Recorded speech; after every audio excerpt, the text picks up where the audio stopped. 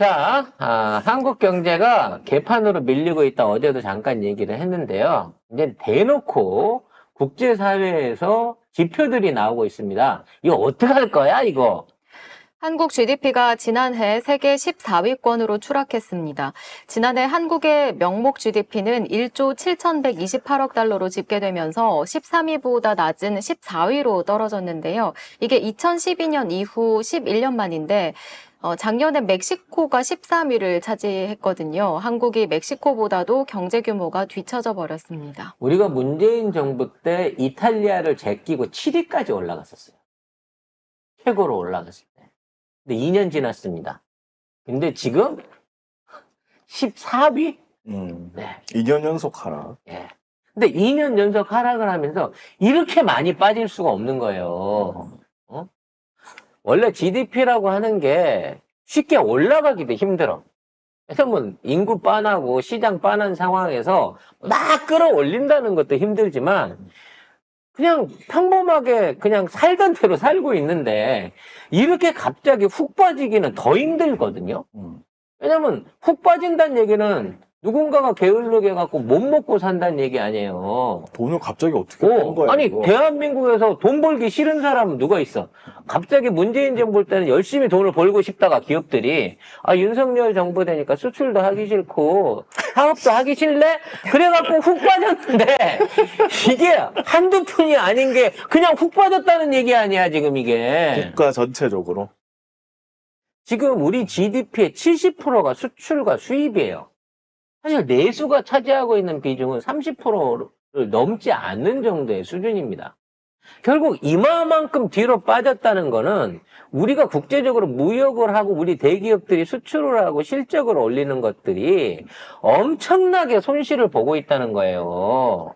그럼 보수 정부는 도대체 뭘 했길래 민주정부 안에서도 해왔던 성과들을 이렇게 말아먹을 수가 있냐는 거지. 그럼 윤석열이가 쫓아다니면 삼성보로 수출을 하지 말라 그랬겠어요? 미국에 가갖고 삼성 반도체를 사지 말라 해갖고 이렇게 됐겠냐고. 오히려 윤석열은 세금 깎아주고, 보조금 더 밀어주고. 법인세 0이라니까, 삼성. 뭐 온갖 혜택, 세제 혜택부터 시작해서 각종 인허가에 관련된 혜택을 준다고 막 퍼줬어요. 근데 왜 GDP가 떨어지냐는 거지. 결국 이게 외교에서 말아먹어서 그런 게 외교에서 말아먹은 걸로. 우리가 내부적으로 아무리 삼성에 뭐 몇 조를 깎아주고 전기료를 싸게 해주고 보조금을 주고 뭐 이거 보탠다고 하더라도 국가와 국가의 관계, 거대한 대기업 대 대기업의 관계는 그 국가가 가지는 신인도부터 시작해갖고 각종 정책과 외교적인 영향을 안 받을 수가 없는 거예요. 결국 이 모든 원인은 경제가 어려워서도 있겠지만 우리의 다른 나라하고 하고 있는 대외 외교의 실패가 결국은 이 결과를 암묵적으로 이끌어온 거란 말이에요. 윤석열 맨날 그 전에 순방이 경제라고 하지 않았어?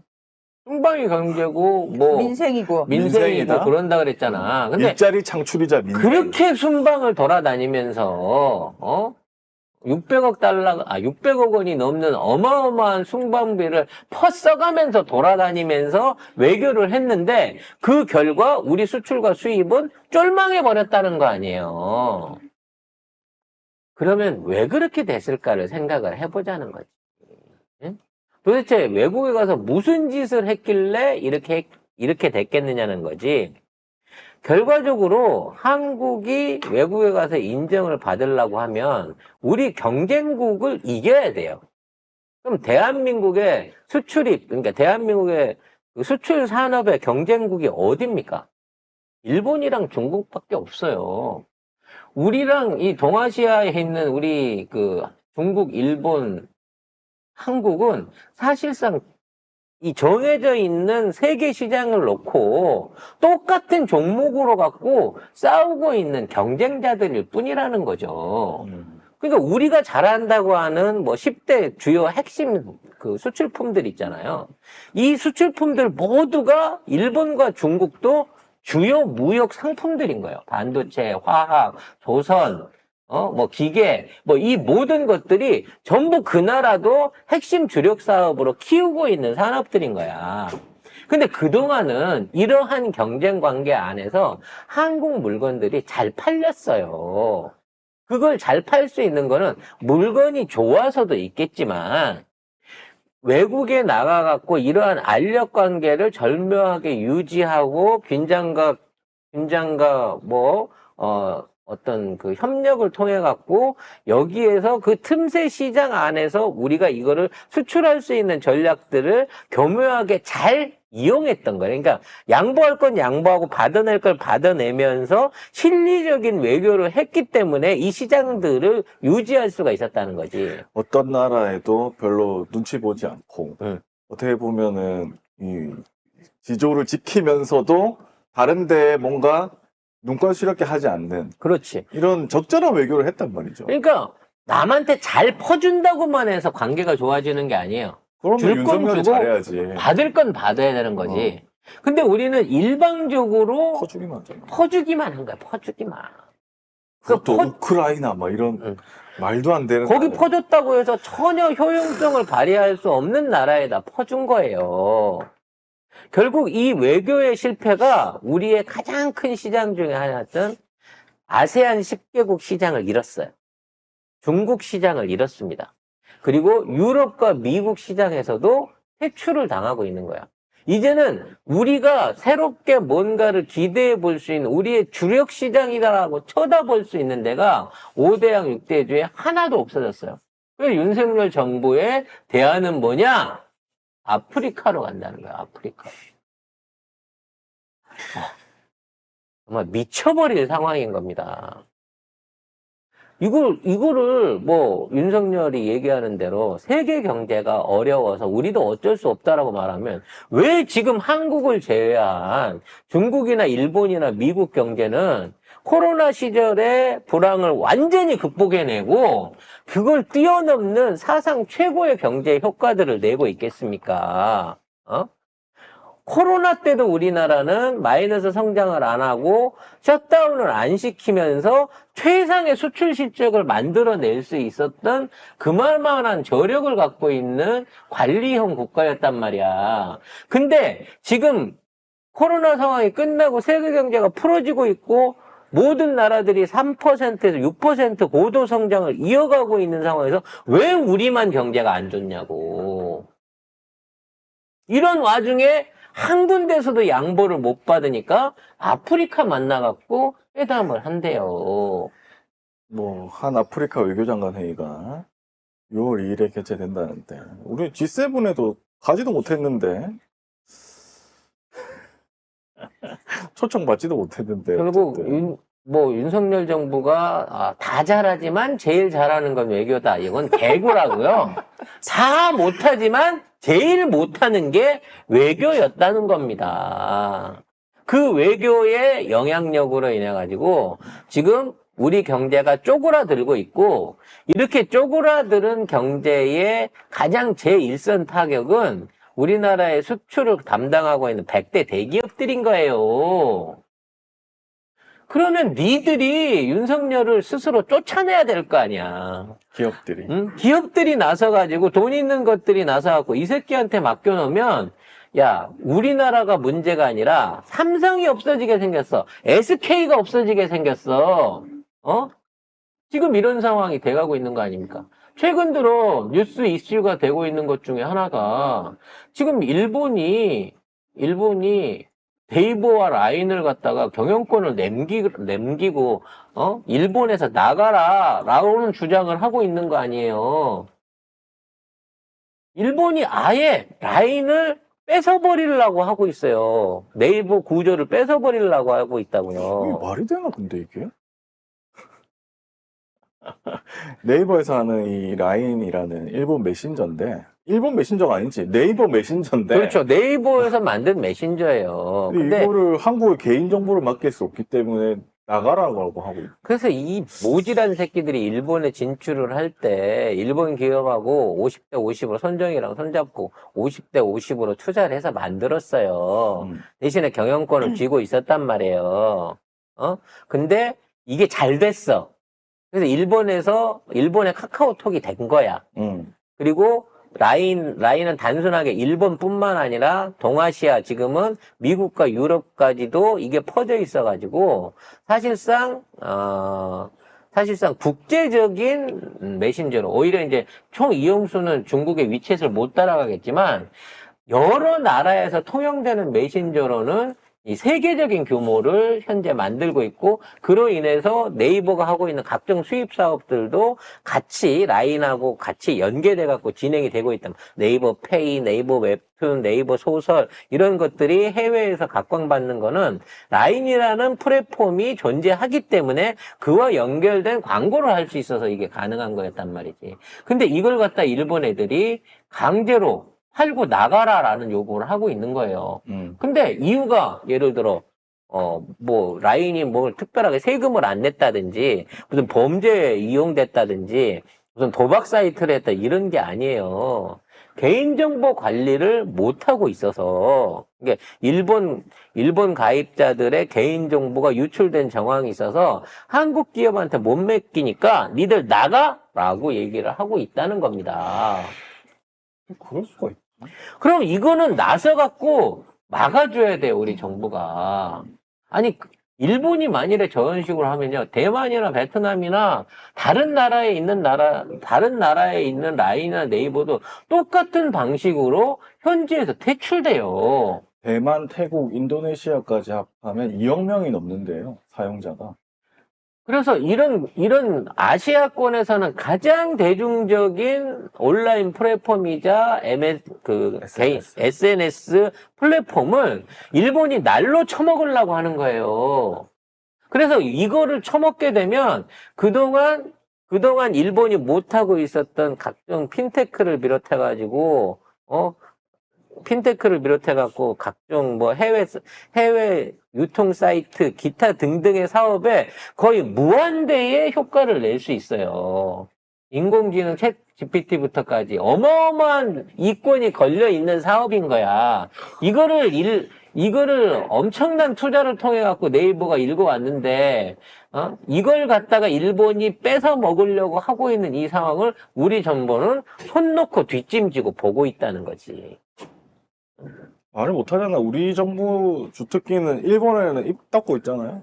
뭐 독도에 대해서 얘기를 해, 뭐 후쿠시마 오염수에 대해서 얘기를 해, 라인 가져가는 것도 얘기를 안 하지. 아무것도 안 하는데 윤석열은 일본하고 관계 좋아졌다. 이렇게 되면요, 나중에 우리가 돈 들여갖고 미국이나 뭐 외국에다가 반도체 공장을 줬어. 근데 야, 니들 반도체 공장에서 개인정보가 유출됐어? 안 되겠어. 아니면 니들이 관리를 못 해갖고 환경오염을 시켰어. 니네들 나가 공장 두고. 이렇게 된다는 거야, 결과적으로는. 그래도 야, 한국 정부가 아무 짓도 못해. 저것들 모질이야. 한국 정부가 나서서 외교적으로 뭘 우리를 어떻게 해볼 능력도 없고 그럴 의향도 없어. 그냥 편하게 빼서 이런 식으로 가고 있다는 거야. 이게 더 무서운 거예요. 일본이 미국 기업이었으면 이렇게 했을까요? 절대 못합니다. 한국 만만하니까 하는 아니, 거예요. 구글한테, 야, 구글, 니들 우리 개인정보 빼나가고 니들 세금 제대로 안 내고 망사용료 안 내니까 니들 지분 팔고 나가라고 할 수 있어요? 말도 안 되는 소리지 뭐. 얼마나 우리나라를 우습게 보이면 개호국이다. 이런 짓거리를 할 수 있냐라는 생각밖에 안 들어요. 우리나라를 우습게 본다고 표현하지 마세요. 그런가요? 윤석열 윤석열 정부를 우습게 보는 거죠. 당연하죠. 그래서 결국 이 상황에서 일본을 응징할 수 있는 거는 지진밖에 없나? 라는 생각이 들어요. 할 수 있는 게 없어, 이 정부로 갖고는. 이 정부 진짜 할 게 없다. 할 수 있는 게 아무것도 없다. 그냥 사진 찍는 거밖에 없어. 사진 찍는 거. 그거 하면 지지율 올라간다. 이번 주 지지율 어떻게 되나 봅시다. 그나저나 기시대가 이번에 지방선거, 보궐선거에 개참패를 하면서 조만간 기시다 내각이 날아갈 것이다. 뭐 이런 얘기들이 있거든요. 네. 저는 한 6개월은 좀 버텨줬으면 하는. 아니, 근데 뭐냐면은 상케이 신문이 제일 자민당이나 일본 정부의 이야기에 정확하거든요. 그러니까 지금 세 곳에서 중의원 보궐선거가 있었는데 특히 그 심한회현 같은 경우에는 보수 텃밭이래요. 보수의 심장. 그리고 기시다가 2번이나 가가지고 막 저기 지원 유세를 해줬어. 그런데 거기서 참패를 한 거예요. 그러면 시네마현이 대구보다도 훨씬 정치 의식이 좀 난데인가요? 그렇겠죠.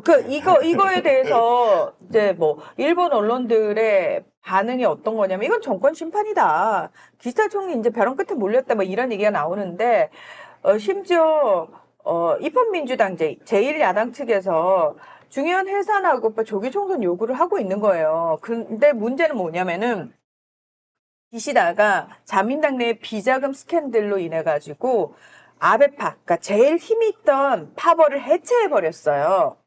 저는 이거 기시다의 음모라고 생각하거든요. 사실 기시다가 술에 술 탄 듯 물에 물 탄 듯 자기 의견이 없다고 그래서 바지 총리로 내세웠는데 알고 봤더니 얘의 그 권력욕이 똥창까지 들어차네였어. 그러니까 자기 장남을 제일 중요한 총무비서관에 세우기도 하고 이랬다가 난리를 친 거 아니에요? 본인은 내려올 생각이 없어요. 근데 자기를 치려고 하는 가장 큰 세력이 아베파였단 말이야. 거기에 거의 100명 가까운 의원들이 있는 파벌이었는데 비자금 문제 터트려가지고 도쿄지검 특수부 동원해가지고 결국은 그 아베파 의원들만 잡혀 들어가고 아베파 의원들 문제만 생긴 거예요. 그래서 그러면서 보궐선거를 할 수가 그렇죠. 없죠. 그러면서 기시다가 여러분 죄송합니다. 저희가 사죄의 의미로 파벌을 해체하겠습니다. 이러면서 해체를 시켜버려요. 아베파. 나머지 조그만한 데는 해체 안 할 거야. 이렇게 버티는데 뭐 어떻게 할 수가 없어. 근데 중요한 건 뭐다? 지금 정권 심판을 당했지만 기시다 대체자가 없다는 얘기가 나오는 거예요. 그러니까 야당이 조기 총선을 요구했고 기시다로는 선거 못 치른다라는 얘기가 막 나오고 있다가 나머지 일본 언론 분위기인데 산케이 신문이 전혀 다른 얘기를 합니다. 뭐라고 얘기를 하느냐? 내부에 기시다 대체자가 없다라는 그 관계자 말을 인용해가지고 결국은 이 사람이 9월 자민당 총재 선거에 다시 출마할 가능성이 있는 거예요.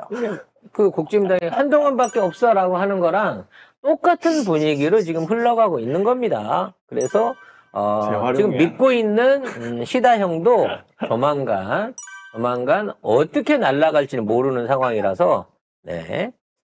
깜짝 놀랐네. 기시다한테 카톡 네. 왔다. 네, 기시다한테 갑자기 카톡이 오네요. 아무튼 이런 상황이라서 윤석열이 일본에 기대해갖고 뭘 어떻게 해보려고 하는 것보다는 기시다가 한국한테서 등골을 뽑아가지고 자기 정치적 업적을 높이려고 하는 그러네. 자기 선거를 위해서 한국한테서 더 무리한 요구를 해올 가능성이 높아지고 있다는 겁니다. 현재로서. 내가 저 문제는. 모질이한테 네이버도 뺏어왔다. 뭐 이런 식으로. 네이버도 뺏었고 독도도 할양받았고 앞으로 우리 한국군을 우리 군대 밑으로 깔아가지고 언제든지 우리가 작전권 동원할 수 있어. 아마 이제 요런 부분까지도 까내려가기 시작할 거예요. 그래서 아니 시다형 그것까지 하면 나 탄핵당한다니까? 라고 하더라도 너 탄핵당하는 게 중요한 게 아니야. 내가 살아야 너도 사는 거야. 그래야 너 나중에 망명해갖고 올 때 내가 후쿠시마 옆에 오두막이라도 하나 지어주지. 요런 유로 기시다의 폭주가 한반도 정세나 일본하고의 관계에 어떠한 영향을 미칠지 이것도 우리가 걱정을 해야 된다는 겁니다. 자민당에 그렇게 인물이 없나라고 말씀하셨는데 그게 아니에요. 일본은 내각제잖아요. 그러니까 다수당, 여당의 총리가 되는 시스템이에요. 그러면은 이 총재를 누가 뽑느냐? 내부에서 지들끼리 힘 있는 애들이 뽑아 올리면 되는 거야. 그런데 그럼 기시다가 이렇게 지지율이 떨어지고 사람들이 안 좋아하는데 일본 국민들이 안 좋아하는데 실질적으로 항상 총재 후보로 거론되는 사람 중에 일본 국민들 다수가 좋아하는 사람이 있어요. 있지만 중요한 건 그 사람은 당 내부에서 힘이 없어요. 그러니까 이게 문제인 거야. 기시다만한 인물이 없어서가 아니라 결국은 기시다가 자민당의 주요 권력층이랑 거의 대부분 결탁을 했고 권력을 장악했다라고 보는 게 더 정확하다는 거죠. 관련된 내용은 나중에 스페셜로 한번 여러분한테 소개를 드리도록 하겠습니다.